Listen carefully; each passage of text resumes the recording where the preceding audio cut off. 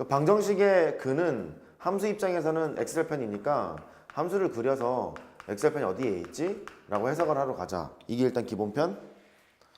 두 번째는 똑같이 fx는 0이라는 식이 있는데 그 fx는 0이라는 식을 이제 두 개 정도로 이렇게 찢어요. 두 개 정도로 찢어서 fx는 gx 형태로 바꾸는 것이 보편적이고, 그러면 이 방정식의 해는 y는 fx라는 함수가 있고 y는 gx라는 함수가 있을 텐데 두 함수의 교점의 x표를 보러 가는 거구나, 그렇게 판단하러 가는 거죠. 1학년 때부터 참 많이 나오는 패턴이지. 이걸 하러 가는데 뭐 미적분 원 때는 3차 함수의 경우는 되게 유형화시켜서 했어요. 서로 다른 세실근을 가질 때, 한근과 중근을 가질 때, 또는 뭐 하나의 실근을 가질 때 유형화해서 걔는 학습을 했는데, 그런 유형화해서 학습할 수 있는 걸 제외하고는 전부 다 이렇게 나눠서 풀었거든요.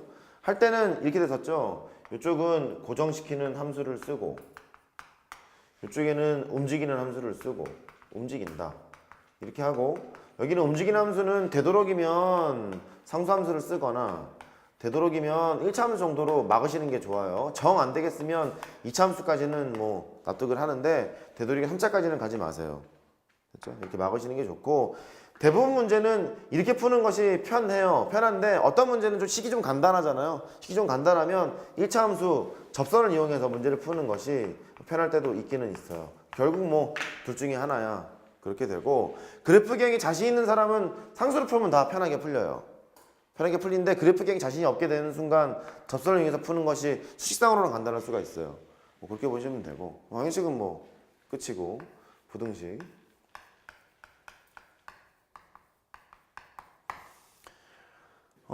부등식도 뭐 똑같죠. 노멀한 형태를 보면 fx가 0보다 큽니다. 이렇게 돼 있대요. 기본적인 것은 여기에 있는 여기 함수가 0보다 크다라고 얘기했으면 보통 최소값이 있는 함수가 나오거든요. 범위가 지금 안 주어져 있기 때문에 fx의 최소값이 0보다 큽니다. 이렇게 판단하면 돼요. 별거 없어요. 최소값이 0보다 큽니다. 범위가 주어져 있을 때도 뭐 마찬가지인데 두 가지 패턴으로 구분이 되죠. x가 0보다 크대. 0이 아니어도 상관없어요. a라고 할까? a라고 하자 이번엔. a보다 크대. fx가 0보다 크대. 이렇게 돼 있대요. 그럼 패턴이 두 개예요. 첫 번째는 최소값이 존재하는 경우. 존재하는 경우라면 그게 0보다 크다 이렇게 하시면 돼요. 됐죠? 당연해요. 외과랑 똑같으니까. 근데 최소값이 없을 수가 있어요. 그럼 조사하러 두 개를 하러 가야죠. 얘가 최소값이 없다는 소리는 계속해서 뭐 증가하거나 계속해서 감소하거나 이럴 수 있다는 얘기거든요. 그러면 처음에 a부터 출발을 하자니 a보다 크다 라고 얘기를 했고, 그러면 a에서 초기값, a에서 함수값이 0보다 일단 컸으면 좋겠고, a보다 컸을 때 fx가 0보다 크다는 소리는 계속해서 증가 상태가 되게 되면 해볼만 한 것 같은 거예요. 됐죠? 증명에 많이 써요. 이 두 번째는 증명 과정에 많이 쓰여요. 부등식의 증명을 해보실 때 많이 쓰여요. 미적분 원 때도 뭐 구경을 했던 것 같아. 처음에는 스타트 포인트를 봐요. 이 문제의 경우는 FA 값을 조사를 하러 가야죠. FA가 0보다 크면 감사합니다. 0이어도 되나? 0이어도 되죠. 왜냐면 0이더라도 x가 a보다 크다 했기 때문에 a가 a보다 큰 값을 집어넣을 거예요. 큰 값을 집어넣는 순간 요것만 만족하면 양수가 되는 게 분명하기 때문에 0이어도 뭐 상관없어요. 이렇게 되고, 두 번째는 증감 조사하러 가요. 이 문제의 경우는 주어진 구간 x는 a보다 컸을 때 이 구간에서 증가함수가 돼야 되는 거니까 f'x가 0보다 크거나 같다 이렇게 하시면 되겠죠.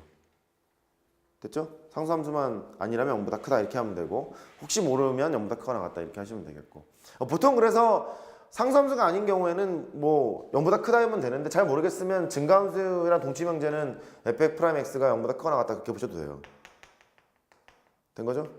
이렇게 보시면 돼. 증감을 조사하러 가면 돼요. 부등식은 뭐 없어요. 이것만 하면 되기 때문에. 추가적으로 필요한 건 뭐냐면 옛날에 배웠던 그거, a가 b보다 크다 하면 너는 a 빼기 b가 0보다 커요. 필요충분 조건일 테고, 그 다음에 a가 양수고 b가 양수인 조건이 나왔다. 그러면 a가 b보다 크대요.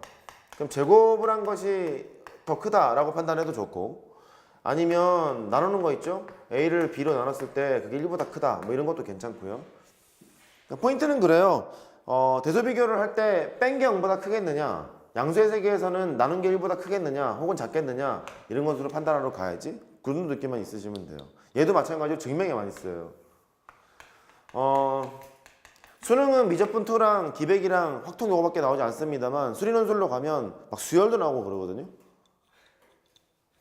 잊혀졌던 그것들, 수열도 나오고 막 미적분 원에 있는 극한도 나오고 그러거든요. 그럴 때 이런 것들을 모르면 손도 못 대요. 그러니까 잘 보시기 바라고. 이론은 간단하죠.